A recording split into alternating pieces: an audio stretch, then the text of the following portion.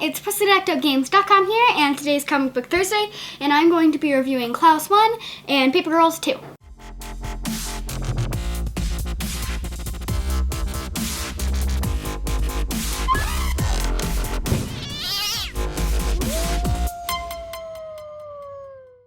So let's start with Klaus. So Klaus is a darker backstory to Santa Claus. So it's really good. So at the beginning, Klaus is going to this village that used to be happy and bright and filled with cheer.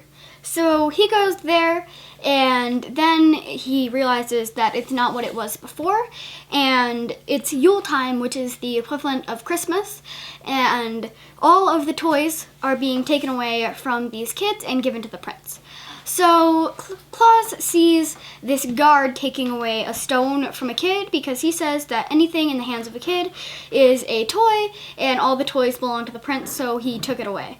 So he takes away that stone, and Klaus gets really mad and starts yelling at him, and then he's exiled because he's this wolf man because he hunts pelts.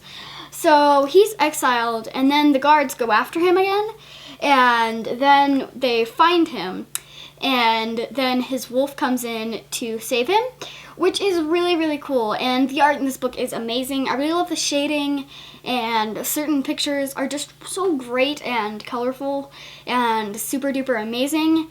And I really love the way that they drew his wolf, Lily, and she is absolutely adorable in the last panel. She is freaking good. But yeah, I really, really love this book and the art in it, the shading, and the cover is really good. I also like the back of the cover where it's all snowy, so everything's kind of black and white, and it looks really good. So now let's talk about Paper Girls. So Paper Girls is about these girls in the 80s that deliver newspapers on their bikes. So they're called Paper Girls, and they're in this small town.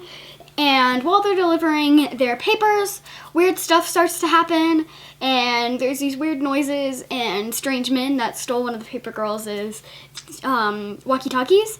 So they run and they hide in one of the girls' house. Where 2 picks up, they're in that house, and then one of the girls says that her dad has a gun. So she leaves, and everyone leaves to go find the house with the gun. So they keep going, and then there's just this boy in a werewolf mask standing on the street, and then he disappears mysteriously, which is really weird. And right after he disappears, these pterodactyl-looking things start attacking them, and they run and hide in the house where they meet one of the girls' moms.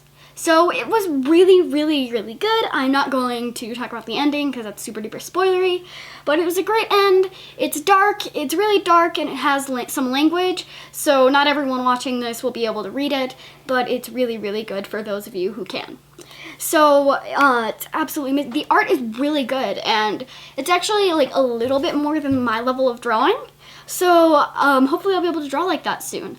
And I'm going to be doing a redo on some of my really old speed paint, so hopefully by the time I get around to doing that, I'll be able to draw like that, because that style is really, really good. Of course, using the shading style and stuff that I do.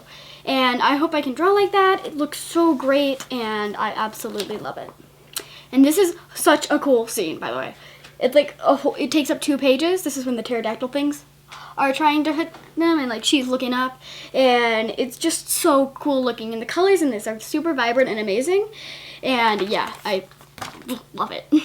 So both of these are really, really, really good.